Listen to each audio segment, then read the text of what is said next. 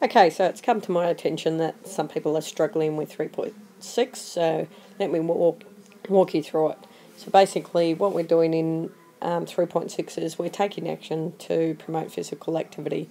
So there's 4 key tasks within this. Firstly, we have to investigate the influences on activity patterns, plan action, explain the action, and then evaluate the action individually.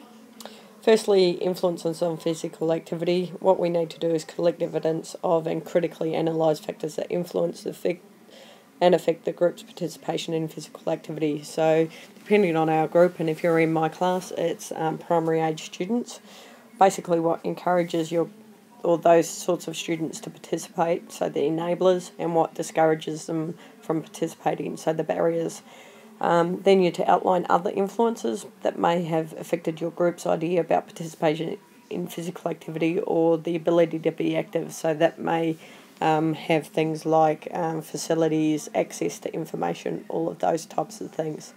Then what's really important, okay, right here, okay, is simply compare and contrast the influence that affect your group with national or international research. This may include barriers and enablers.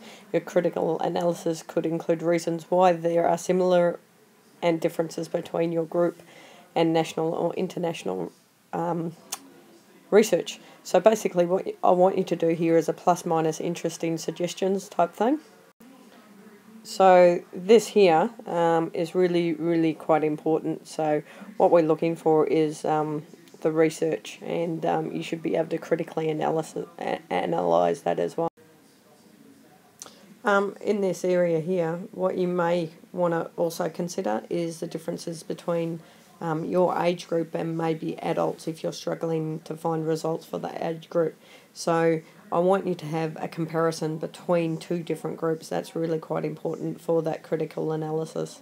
Next phase of that is if we were to look at research, what we did was actually we interviewed our students.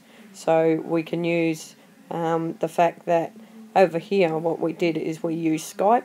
So we basically we can make some generalizations and some qualitative generalizations, because what we did was we questioned those students and we got immediate responses from them.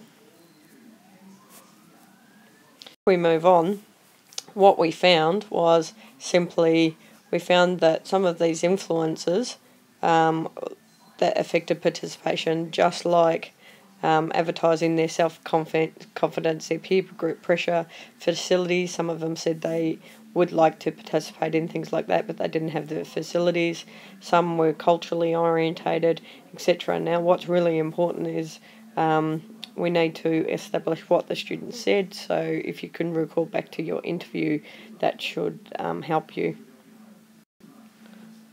What we should be doing then is quite simply, we are looking at New Zealand websites. So there's a couple of websites up here, and we're looking at some key facts and figures on inactivity, nutrition and obesity, or just simply activity around these age groups. Now the Spark website, or some other websites for national standards on participation. So you'll need to have a look at New Zealand, okay, and the age group. So obviously this age group is 15 to 24. So what we'll be looking for is relevant information for our age group. Also look for Australian. Australian would be a better national or international one to compare to. If you were to just Google participation rates for your age group, you'll find heaps of hits relative to that. And as I said, it doesn't have to be Australian, but they're usually pretty good and good comparison between Australia and New Zealand. So this is just a range of information regarding New Zealand again, and what we would be looking for is statistics. Here we go for our particular age group, which we can see there. We could then use graphs. So this is a graph that participation over the last 4 weeks in regards to different activities, and you can see that swimming for year 7s is quite high, walking, etc. So we can make graphs for our task number 1 and put them in there as well. Then we can make some generalisations, so the plus minus interesting suggestions relate to these sorts of things. So a highly competitive individual can enjoy a game on the beach where the outcome is not that important, and we can make some generalisations about that and suggestions, and also how it affects our health. So right here we can look that it has lasting benefits. It decreases the risk of obesity, heart disease and type 2 diabetes. So we need to link why physical activity is important for health. But more importantly, making sure our survey from when we spoke to the kids relate that back to the research that we've found for barriers and enablers, etc. So that everything's linked back to our surveys, everything's linked back to the research as well. If you look at the barriers here, they can be identified, and some of the research why barriers to participation can be divided into main, superficial reasons, and it talks about that. And more importantly, as you can see, this information is referenced, so you'll need to do that. So task number 2 is planning the action, and as you'll notice, this is not included in the assessment, so it's not technically assessed, but it needs to happen. So you're brainstorming your ideas, you're considering how you're actually going to do it, and take action as to what group you'd like to do it on. Now with me, obviously, my class, you're doing it, as I said, for those primary age students, so it's a lot easier. In task 2, you also create your action plan. You make sure that you adhere to all the policies, etc., and your action plan has been checked by me. Then basically task 3 is assessed, and what you need to do is explain your proposed action. So what activity you organise and why you've chosen this particular course of action, and explain how and why it will promote physical activity. Now that's quite important.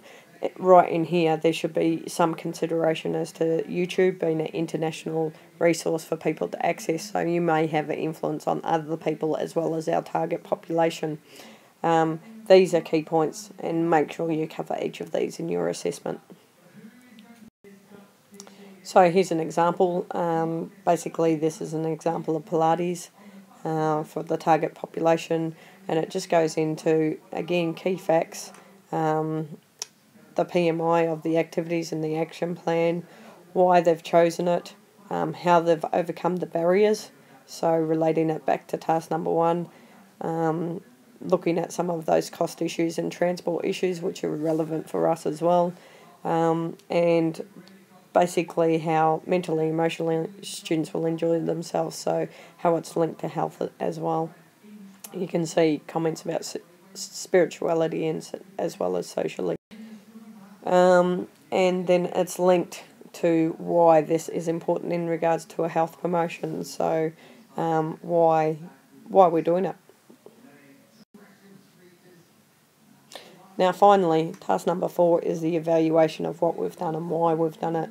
So what we're trying to do is we're trying to link task number 1 and 3. So task number 1, what are some of the barriers and enablers of physical activity, to our actions, so why we've done what we've done, and then hopefully how well it went. So for us, if you're struggling to get information on our primary school students, if we haven't had that feedback, we can perhaps use some evidence of our own class, our level 3s. So one of the benefits was we had to do it in class, so how about getting some quotes from other people about how it felt, whether they'd actually do it again, whether they had fun in it, how it affected their health.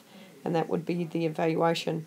Now this is a really basic one. This would be just an achieve for only one of those questions, so make sure you answer all those questions for that assessment. Again, if there's any questions or problems, feel free to Facebook me. Remember, this is due week 2, at the end of week 2, so the Friday of week 2. So it's a lot of stuff to get done if you haven't done it. Also, if you haven't done your YouTube videos, get them up online, get people to comment on them so you've got that evidence. Hopefully this helps.